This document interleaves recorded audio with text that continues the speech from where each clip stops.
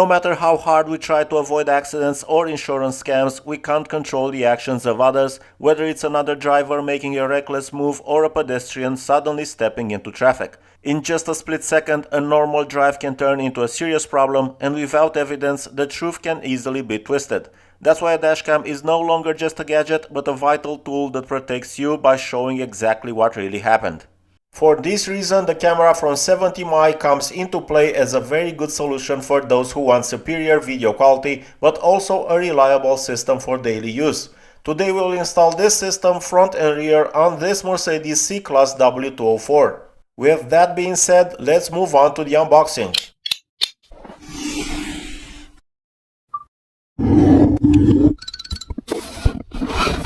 This is the box the camera came in. The camera is available on the official 70mm website, where you can find a wide range of models, so you can choose exactly what suits your needs depending on your budget and the features you want. On the website, under the dashcam section, all available models are listed, giving you a clear overview of their product range. On this Mercedes-Benz, we will install the 4K A800SE version, both front and rear, a system that offers a very good balance between image quality and features. On the product page, in the top right corner, you will find the Buy Now option, which redirects you to authorized sellers such as Amazon or other retailers. This way, you can purchase the product from safe and verified sources. On the same page, you also have access to additional information such as sample footage, feature details, and full technical specifications. You can find more details in the video description. Once we open the box, we find an instruction manual for the front camera, which includes installation and setup steps. As you can see, it is quite detailed, but we won't go through it because I will show you the entire process step by step.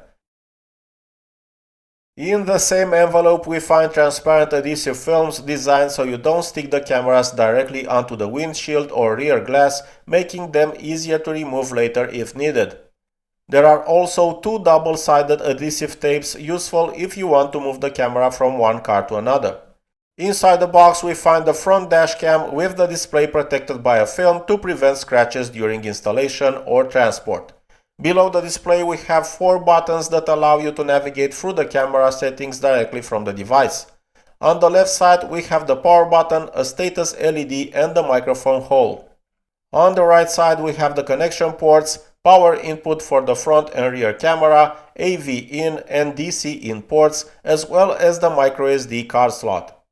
On the front, we have the camera lens, which is adjustable, together with the sliding rails that I will show you shortly. A quick tip: when installing the mount where the camera slides in, don't place it too high near the headliner, otherwise you won't have enough space to slide the camera properly. In the box we also find a rear camera with the lens protected by a film. On the back it has double-sided adhesive for mounting, as well as the power connector that will be linked to the cable I'm about to show you. Before that, we also have this car cigarette lighter adapter, which includes an extra USB port for charging your phone. And now, moving on to the cable, this is the one that connects the front camera to the rear camera, and here you can see the rear camera power connector I mentioned earlier. Next, we also have the cigarette lighter power cable. However, for this installation we will use a different powering method. We also find the plastic trim removal tool, which you can use to remove panels without damaging them. We also have the mounting bracket that will be fixed using adhesive on the windshield. The camera slides onto this mount, as you can see, making installation very quick and simple. 70mm also included a CPL filter, a very useful accessory that helps reduce reflections from the windshield and dashboard, improving image quality. This is especially effective in bright light conditions, helping produce more natural colors and better defined details. I also received this box from 70mm, the adjustable hardwire kit, which includes an instruction manual and 3 Ziploc bags. In the first bag we have a double-sided adhesive tape and the power module, also known as the Hardwire kit, which allows direct connection to the car's fuse box. This provides constant power to the camera even when the car is turned off, allowing the use of parking mode. At the same time, the module includes battery protection, cutting off power if voltage drops too low. This is the cable that connects to the front camera, and these are the ends that will connect to the fuse box. In the other two bags we have add fuse adapters, which are used to draw power directly from the car's fuse panel without modifying the original wiring. They are installed in place of an existing fuse and allow powering the camera while keeping the original circuit functional, offering a safe and clean installation solution. That's everything inside the package, so let's move on to the installation.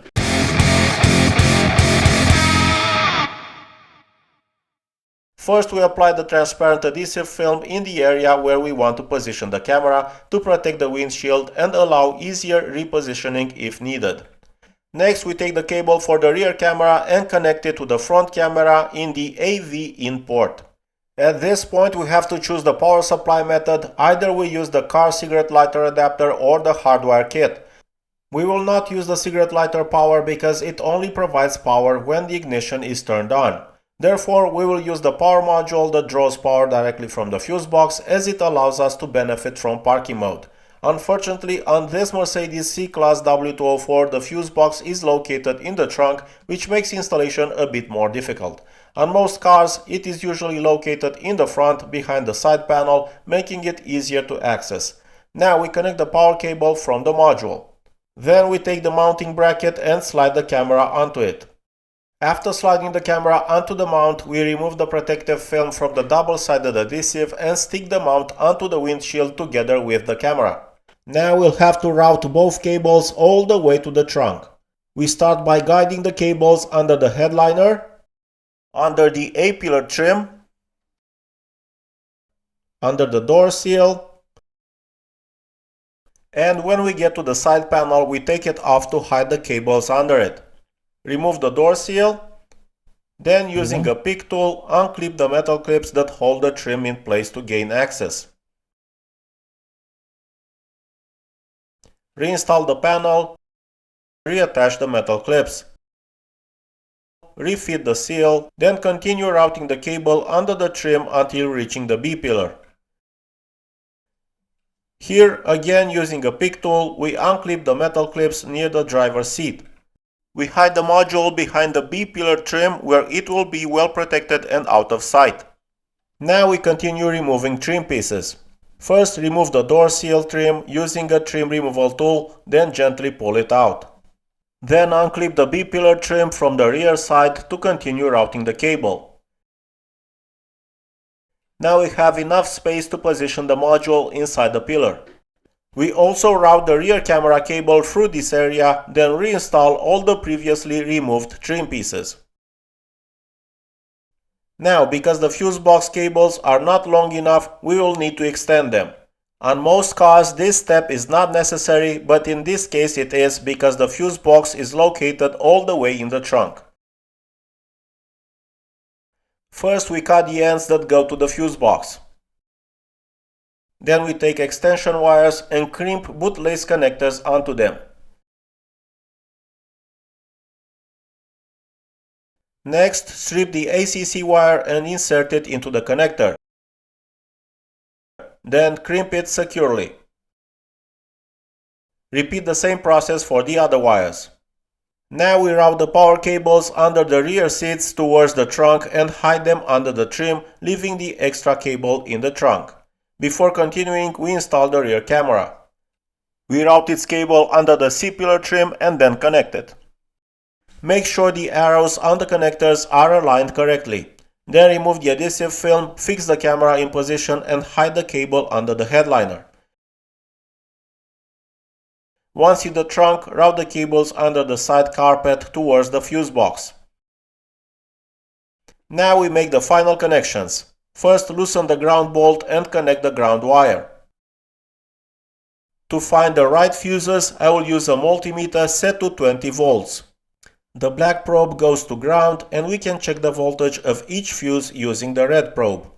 For ACC, we use a fuse that only gets power when turning on the ignition. For VCC, we use a fuse that has constant power.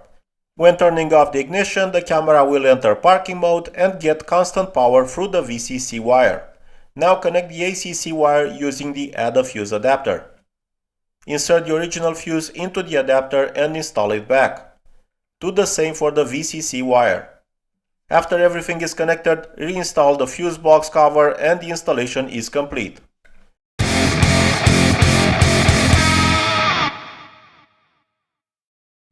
We can see the camera is powered on, and now we just need to complete the initial setup. After that, parking mode is active and ready to use. As you can see, the rear camera image is flipped incorrectly, but this is easy to fix. Go into settings using the buttons below the display, go to video settings, scroll down and enable camera mirroring and flipping. Now the problem is solved. Now let's quickly go through the settings menu. As you can see, there are many options available, making the system quite customizable. In video settings, you can adjust resolution, image quality and recording duration. You also have settings for parking mode, impact sensitivity and other functions. Other menus include Wi-Fi, app settings, date and time and general options. We won't go into detail because most are intuitive, but you can customize everything as needed. Now let me show you how the app works. First, download the app and grant the necessary permissions. The camera will automatically pair with your phone if you are nearby, and you just need to confirm the connection on the device. From the main menu, access real-time view to see live footage, switch between cameras, or go full screen.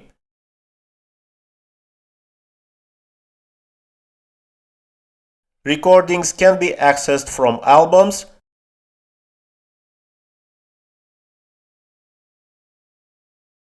where you can view, download or delete them. From device settings, you can change camera settings directly from your phone. Now let's take a look at some recorded footage.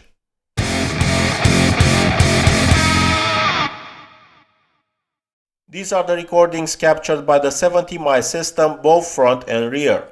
From the first look you can see the high level of detail in motion, but I will also use freeze frames so you can check the resolution in still images.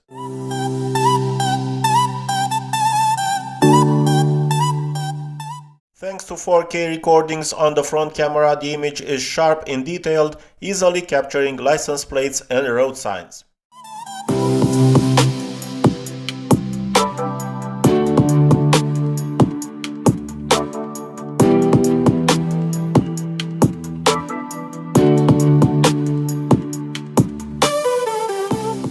Video quality remains consistent in different lighting conditions, and the camera performs very well even in low light.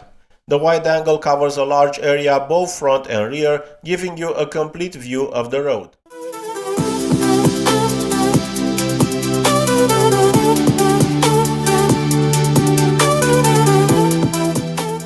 Whether for daily driving or unexpected situations, you always have clear and useful recordings. A reliable, easy-to-use system suitable for any driver, adding an extra layer of safety to every trip.